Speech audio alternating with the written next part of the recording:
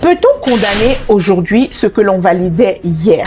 Alors, c'est une question qui va dépasser largement l'histoire dont je vais vous parler. Alors, ces derniers temps, il y a une coach qui s'est retrouvée au cœur d'une polémique parce qu'elle a clairement moqué et condamné une femme qui réclame réparation à un homme marié avec qui elle a eu une liaison. Alors, c'est un échange qui a très vite dégénéré. Les mots ont certainement dépassé les pensées des uns et des autres. Et la coach a répondu en disant qu'il fallait minimum une Rolex à quiconque voulait s'adresser à elle.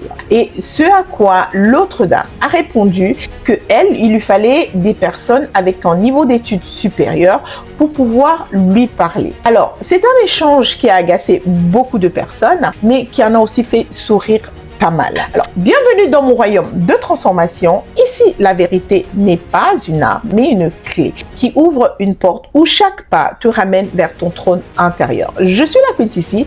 Bienvenue sur ma chaîne YouTube.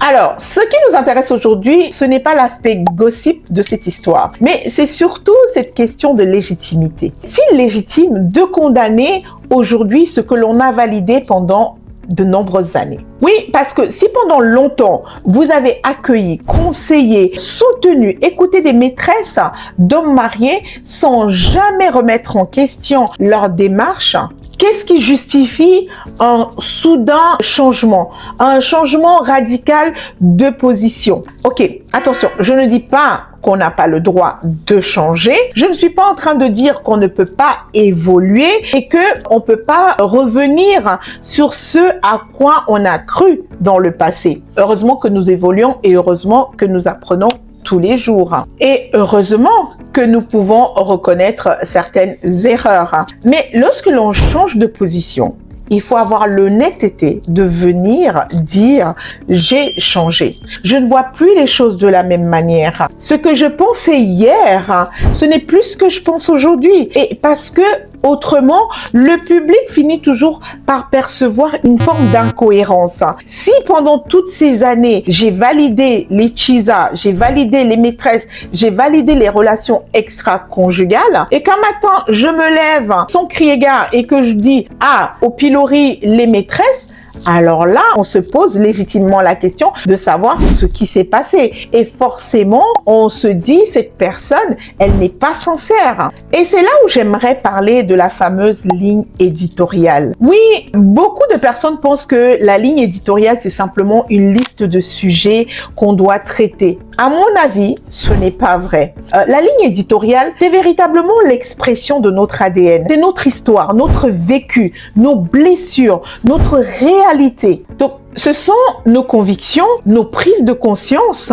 et bien sûr nos valeurs. Et c'est ce qui nous fait dire certaines choses plutôt que d'autres. Parce que lorsque on a une ligne éditoriale qui est complètement déconnectée de ce qu'on est réellement, on finit par s'effondrer. On finit comme ça par être transporté par différents vents de doctrine. Un peu comme disait la Bible, parce que lorsque on croit en Dieu, mais qu'on n'est pas ancré dans cette parole de Dieu, dans ce lien véritable avec Dieu, dans cette intimité avec Dieu, finalement, on finit comme ça par être ballotté par différents vents de doctrine. On va aller vers tel prophète, on va aller vers un autre pasteur, on va aller à gauche, à droite, parce qu'on se dit, ah tiens, j'ai entendu là, il dit ça, alors ça doit être là la vérité. Et puis demain on dit autre chose et ainsi de suite parce que on ne sait pas qui on est véritablement et surtout on n'est pas en accord avec qui on est véritablement. Oui, parce que lorsque la ligne éditoriale elle est déconnectée, malheureusement, le personnage finit par s'effondrer. Oui, parce qu'un personnage, ça demande énormément d'énergie, alors qu'une identité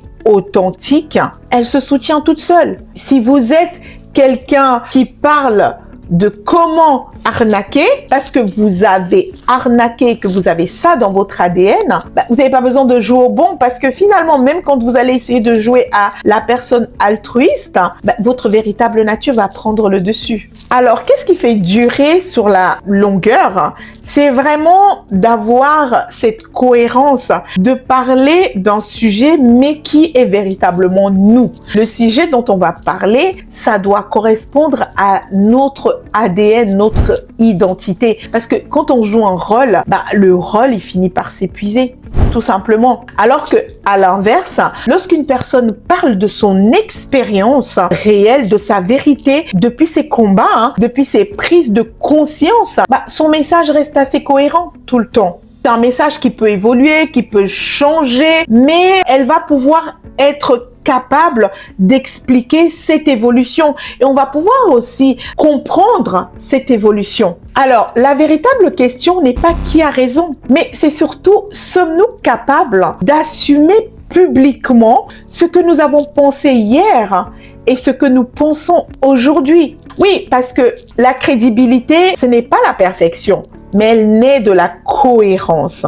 Si on est cohérent, il y a de la crédibilité. Mais lorsqu'il y a de l'incohérence, le public, les gens finissent toujours par le voir. Donc, c'est pour ça que finalement, on va se retrouver comme ça sous les attaques de personnes qui vont dire « Mais alors, tout le monde peut dire ça, mais pas toi. » Pourquoi ?